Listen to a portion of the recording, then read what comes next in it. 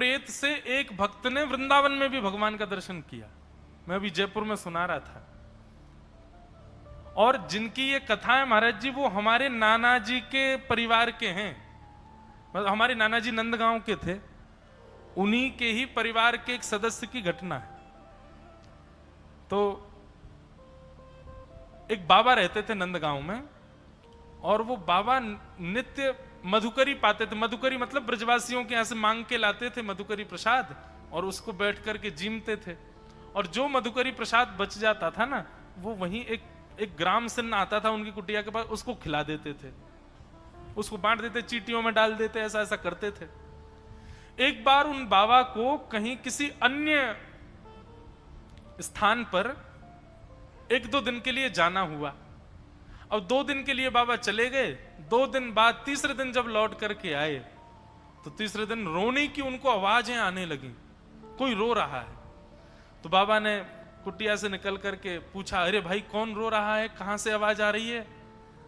तभी एक ज्योति जैसी प्रकट हुई और वो कहने लगी, बोले बाबा प्रणाम, मैं नंदगाम कोई एक व्यक्ति हूं, मेरे द्वारा एक अपराध बन गयो, और देखो ब्रज की कितनी कृपा है, यहां इतने बड़े अपराध करने पर भी प्रेत तो बनो, लेकिन प्रेत भी ब्रजमंडल को ही बनो, ब्रज को ही प्रेत बनो बाबा। तो मैं प्रेत बन गया हूं, मैं आपको आज धन्यवाद कहवे आया हूं। काहे को?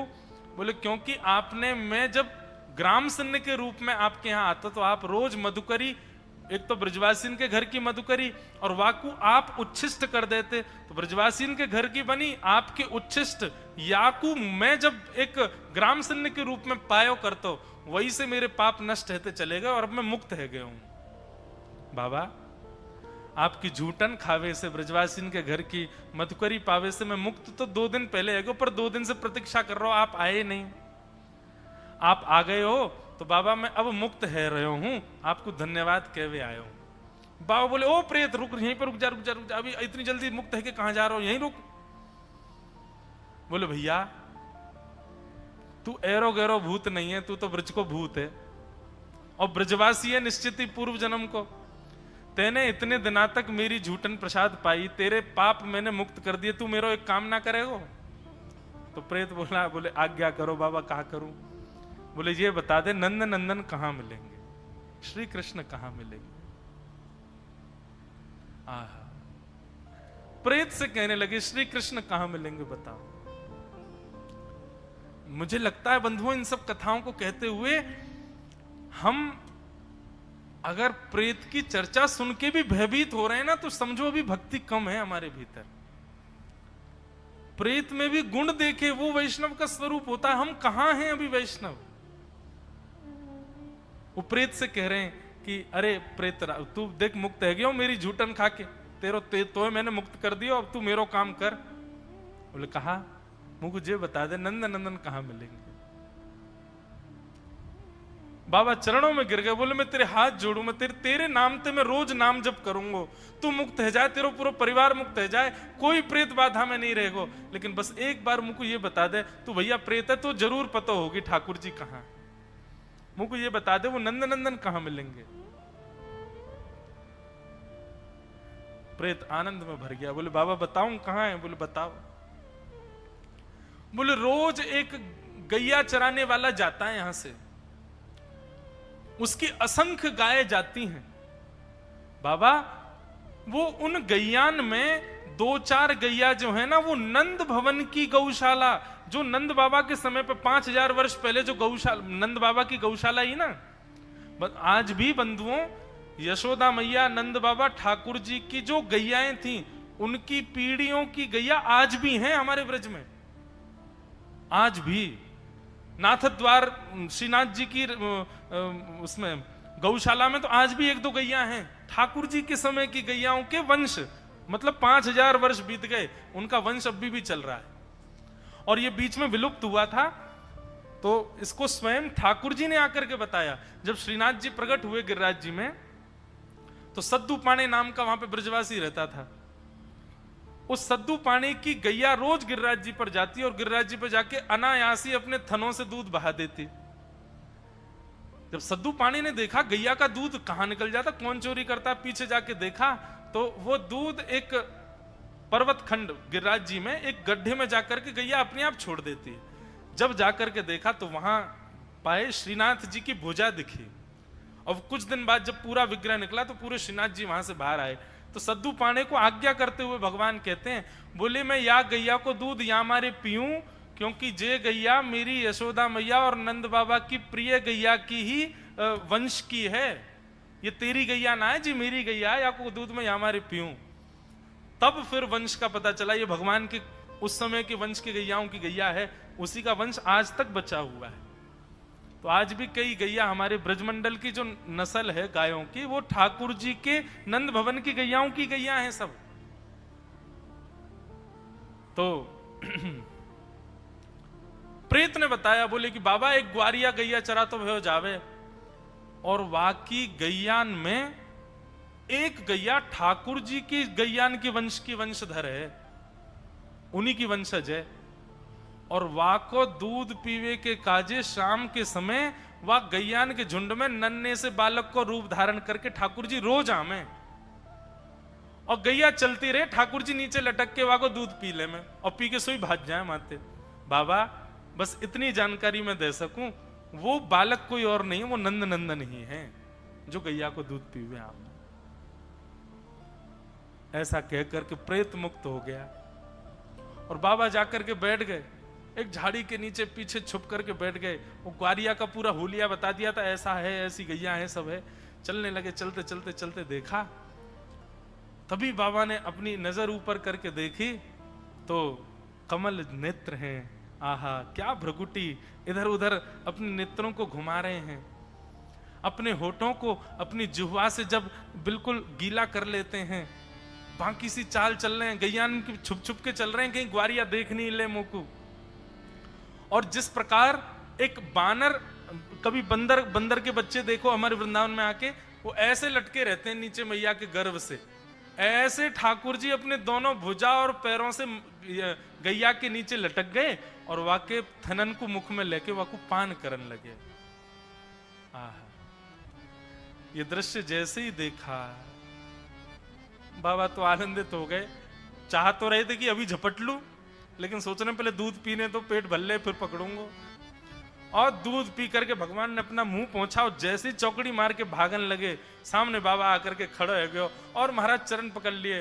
बोले अरे लाला मिल गयो मिल गयो मिल गयो, आज तो मेरो कन्हैया मिल गयो, अरे तू ही मेरो परब्रह्म है, तू ही मेरो सर्वस्व है, अरे बड़े दिनाते भजन कर रहे हो लाला, आज तो मिल गयो। अब ठाकुर जी रो में, अरे दारी के बाबा मेरो पाम छोड़, मेरी मैया इंतजार कर रही है, प्रतीक्षा कर रही है, बहुत मारेगी। अब आपको पता चल गई मैं इतने विलंबित गए हूं तो बहुत बहुत डांटेगी। बाबा बोले आज नहीं छोड़ूंगा, बड़ी मुश्किल से मिले, अब तो पकड़ ही लूंगा। ठाकुर जी ऐसी हरकत करने लगे कि बाबा को ऐसा लगे कोई सामान्य बालक है। जोर जोर से चिल्लाने लगे, अरे देखो ये बाबा मुंह को पकड़ के ले जा रहा है, मुंह को जाके शहर में बेकी आवेगो, अरे या बाबा को मूड फोड़ दो। ऐसे ठाकुर जी चिल्लाने लगे। वहां कुछ लोग इकट्ठे भी होने लगे, सब कहने अरे बाबा जी कहां कर रहे हो, तेने ही छोरा कहीं को पकड़ लियो, जन कौन से ब्रजवासी को छोरा है। बोले अरे तुम ना जानो कोई ब्रजवासी को छोरा ना है, ये तो मेरो प्राण धन है, या को ना छोड़ूंगा या को तुम्हें ले जाऊंगा। इतने में ही ठाकुर जी जब समझ गए कि अब ये भाव इनका निर्मित हो चुका, अब ये पूर्ण रूपेण मेरे हो चुके, वो छोड़ेंगे नहीं, तुरंत ठाकुर जी ने उनके सिर पर वरद हस्त फेरा, और फेर करके उनको अपने मधुर स्वरूप का दर्शन करा करके उनको हृदयांगित करके और बाबा को अपने संग ही गोलोक धाम को लेकर के चले गए। बोलो भक्तवत्सल भगवान की।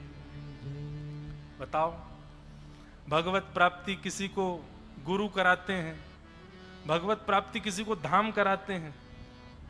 मन में यदि ललक हो तो भगवत प्राप्ति प्रेत भी करा देते हैं, लेकिन इच्छा ऐसी चित्तवृत्ति बन जाए, किसी से और कोई अभिलाषा ही नहीं है, केवल हमको श्याम सुंदर चाहिए और कोई नहीं चाहिए। ये चित्तवृत्ति जब बन जाती है ना, तब आपके आगे दिखने वाली जड़ चेतन हर वस्तु से आप यही कहोगे, हमें श्याम ना मिला, हमें श्याम ना मिला, हमें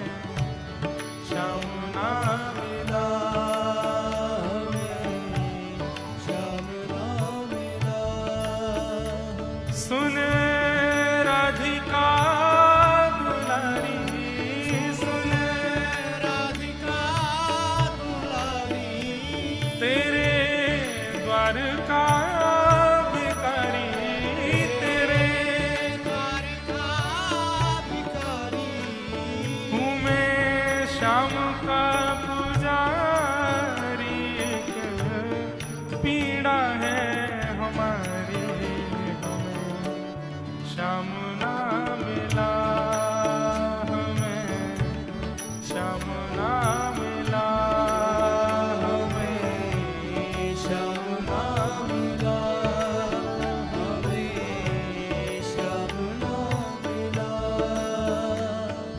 हम सोचते थे कान्हा कहीं कुलजल में होगा हम सोचते थे काना करताल बजा के पुकारो बंधु कहो श्यामा जू से हम सोचते थे कान्हा कहीं कुलजल में होगा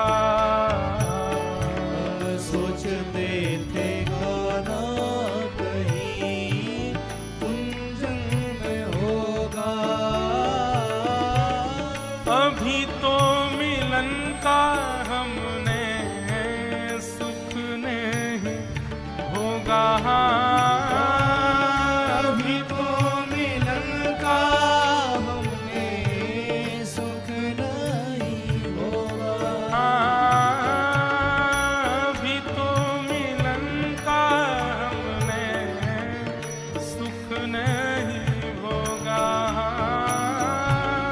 अभी तो मिलन का हमने सुख नहीं होगा सुन के प्रेम की परिभाषा से प्रेम की परिभाषा मन में जगी थी जो आशा जगी थी जो आशा आशा हुई रे निराशा झूठी दे गया दिलासा श्याम ना मिला हमें श्याम ना मिला हमें श्याम ना मिला हमें श्याम ना मिला हे सुन राधिका दुलारी सुन राधिका दुलारी तेरे द्वार का